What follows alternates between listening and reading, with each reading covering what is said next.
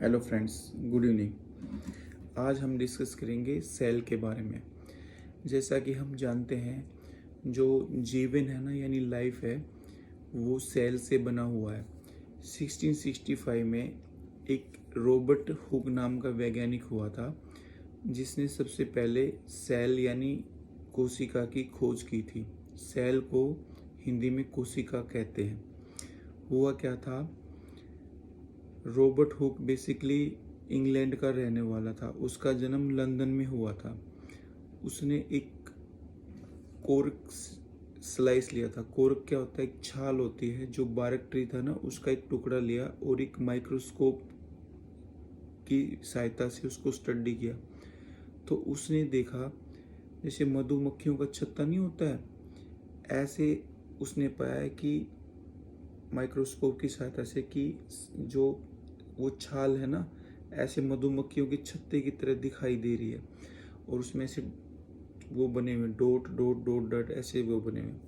तो जो उन मधुमक्खियों के छत्ते के में जो एक एक वो पोर्शन थे ना, उस रॉबर्ट हुक ने ना इनको क्या नाम दिया था?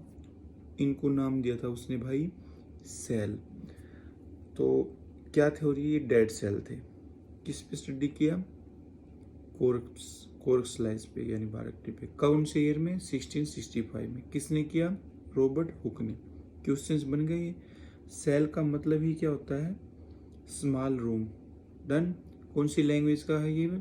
लैटिन वर्ड का। यहाँ तक क्लियर हो गया। फिर इसके बाद आया अगला एक वैज्ञानिक यानी बायोलॉजिस्ट, लियोन हुक। कौन से ईयर में? 1674 में। उसने ना तालाब यानी पोंड में उसने लिविंग सेल्स को मतलब खोजा, उसने डिस्कवरी किया था। ये कहानी हुई भाई, यहाँ तक की बात ठीक है।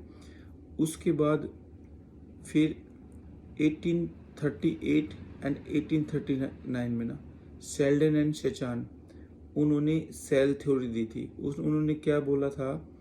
उन्होंने ये बोला कि जो भी सेल्स है ना, वो सारी की सारी जो लाइफ है ना, वो सेल से मिलके बनी है। ऐसे कैसे उन्होंने चिपका दिया, कोई खास बात नहीं कही, ये वाला उन्होंने बता दिया।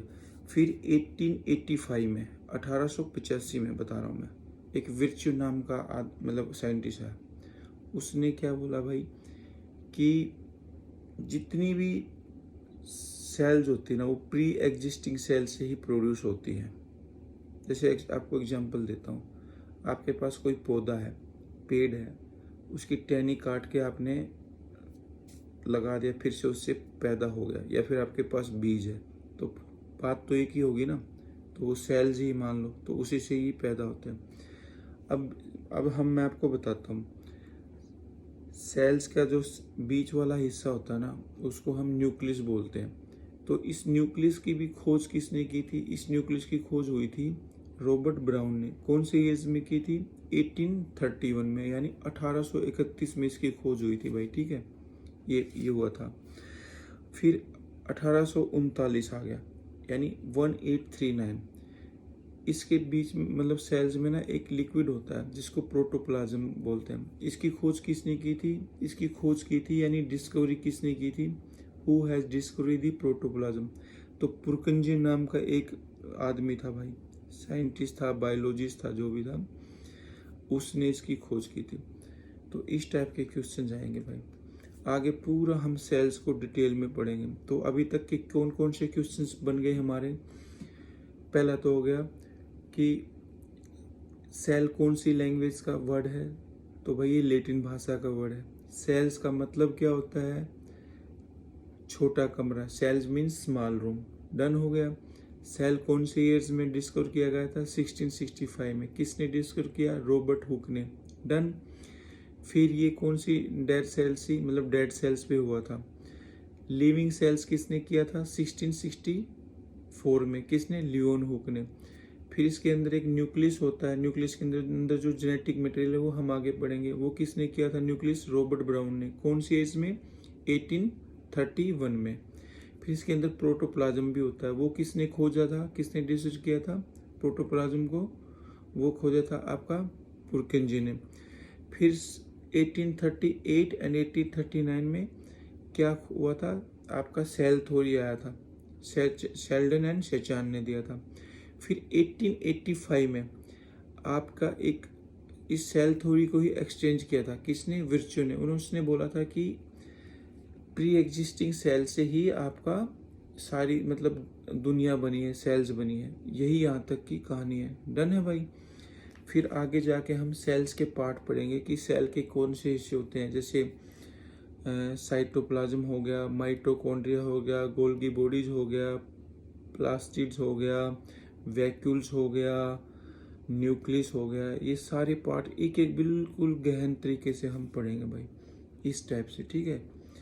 और सेल मेम्ब्रेन हो गया, ये सारे हम बिल्कुल पढ़ेंगे। प्लांट्स की सेल में क्या डिफरेंस है, एनिमल की सेल में क्या डिफरेंस है, सेल वॉल एनिमल में होता है कि नहीं होता है, प्लांट्स में होता है तो वहाँ क्यों होता है, एनिमल्स में क्यों नहीं होता है, न्यूक्लियोप्लाज्म क्या होता है, सब मतलब डिटेल में पढ़ेंगे। क्रोमोसोम्स क्या होते हैं, क्रोमेटिन क्या होता है, आपका डीएनए में कौन सी प्रोटीन होता है, किस प्रोटीन से बना होता है, सब बिल्कुल डिटेल में पढ़ेंगे, ठीक है।